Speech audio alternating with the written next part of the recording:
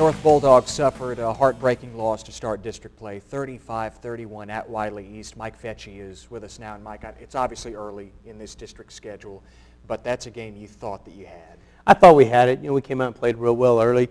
Excuse me. And, we had good momentum going. Wiley East is a good football team. They're, like I said, going into the deal, they're much improved over last year. And we just didn't work out for us. We had our opportunities to win, and it's a ball game looking back on. Yeah, we should have won, but we didn't. So now we just got to go from there and move on. We look at the highlights from this past Friday night. North at Wiley East, while McKinney was at home against Wiley the night before. This one at Wiley ISD Stadium.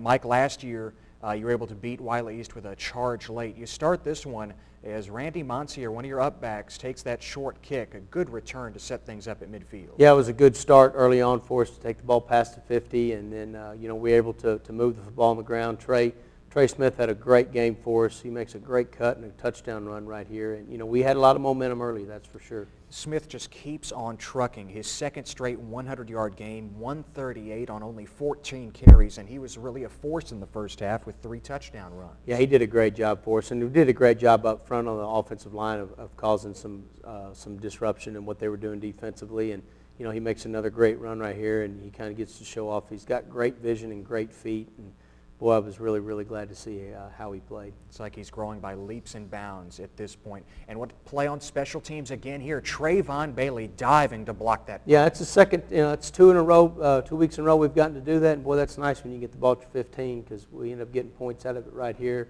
Trey scores his 3rd touchdown, and like I say, we were rolling early for sure. You're up 20-7 at this point as you weren't able to convert the PAT. You led by 2 scores, and it was a challenge against this Wiley East offense. We mentioned it last week, a team full of playmakers even though they're young. They are, and you can see on this tape here, it's another great run by Trey, but they did. They stayed in the fight. They kept doing what they were doing, and they started making some plays, and we weren't making plays, and that's kind of where the tide changed for us. It wasn't from a lack of effort or anything like that. It was just they started making plays, and we didn't continue to make plays, and that's what I've stressed to our guys. We got to make plays the whole night long, and if we're going to have a chance. Hunter Walling was solid on this night, so accurate, 21 of 30.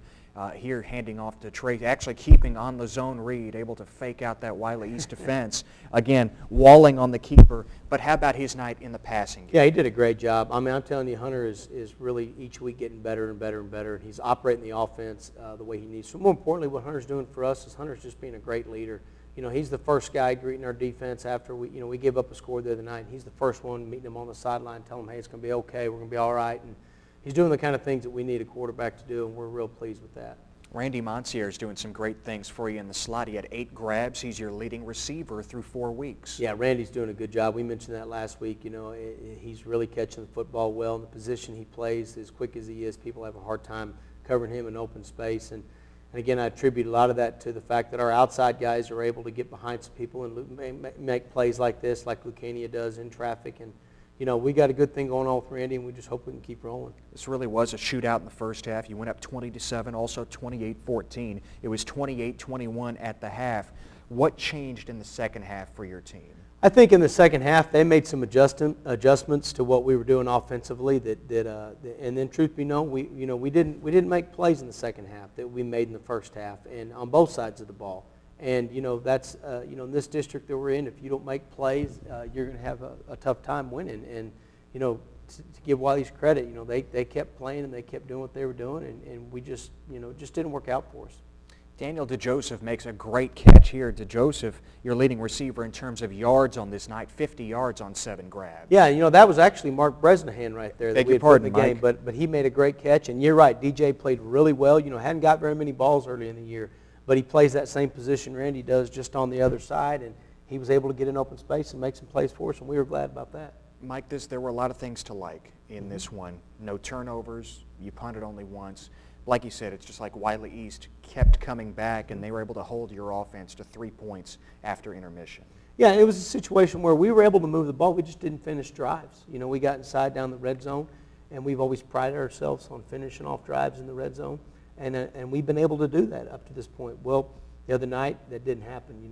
We tried a couple field goals. It didn't work out for us. They just stiffened up a little bit, and we just didn't make plays down there. But, we'll learn from that and move on. It's a loss that has become all too familiar going back to last year. Remember the Pierce game and Rockwall, 2 close losses. How do you rebound from a narrow loss like this? I think you go out and you try to find the positives in it, like what we did with them today. There are positives in that game. You know, we were able to move the football, and we were able to hold a very explosive offense somewhat in check at times. We've just got to go finish those things. We got to be finishers, and you know, we just didn't do that the other night. So, you know, we got a short week this week. We play on Thursday. That's going to be advantageous to us to get ourselves back out on the grass today, tomorrow, and get some work done, and then go Thursday and get after them. Yeah, against the Pierce Mustangs, like we brought up a moment ago, and this is a team that fell in a narrow loss to Rockwall Heath in their district opener. Last year, this game between North and Pierce went down to the final possession. Seemed like whoever had the ball last would win. It happened to be Pierce with a field goal that just cleared the crossbar. What strikes you about Randy Robertson's team this year? Well, you know, I think they're very explosive on offense. I mean, Corey Coleman is one of the best football players at wide receiver that you'll come across in this area. You know, their quarterback operates really well. They have a great offensive scheme. They run a lot of different formations at you. They find ways to get the kids the ball in open space in a hurry.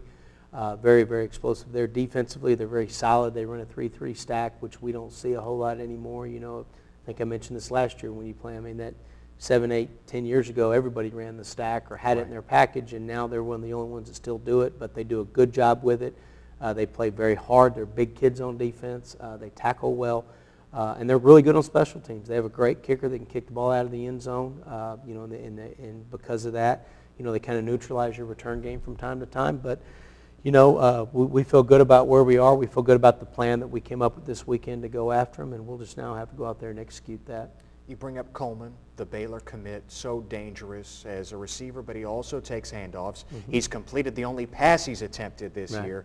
Robertson uses him in a variety of ways. What makes him so good? Well, he's just a tremendous athlete. He really is. He's a great, great athlete. He's very fast. He's a good-sized kid. You know, obviously he's going to Baylor. He's already committed, and guys that are playing right now and that are already committed are usually pretty good football players. And he is one of those kids. He's a very electric kid, dynamic, and they find ways to get him the ball. Whether it be they put him an outside receiver, they put him some at slot, and then they put him at quarterback, and they run a little wildcat package with him, and he's effective in that. So, you know, you got to know where he is all the time. You got to identify him. You got to find him, but you can't lock in so much on him because they've got talented kids around him. He's not. It's not a one-man band for them. I mean, they find ways to get the ball to all their kids, and it's going to be a big challenge for us defensively. Hopefully, we can take care of the football on offense, move the chains, eat some clock, and help our defense stay off the field as much as we can. Yeah, Mike, overall, what do you need to even that record at 1-1 in the district? I think you have to go out and you have to identify and know that you can't let Corey Coleman beat you. You've got to force other kids to have to make plays for them, and then we've got to take care of the football. We've got to eat clock. We've got to run the ball downhill, throw it when we can and when we need to, and move the chains, and just play hard and tackle well in open space. And I think if we can do those things, I feel good about it. Mike, we appreciate the time. Thanks, Ted. Good luck this week. Thank you. It is a huge matchup. Our McKinney ISD game of the week coming up Thursday at Ron Post Stadium. North and Pierce, 2 teams that truly need a win. They're both 2-2 overall. 0-1 in district play. They look to even their record Thursday night on 97.5 KLAK, a 6:30 airtime.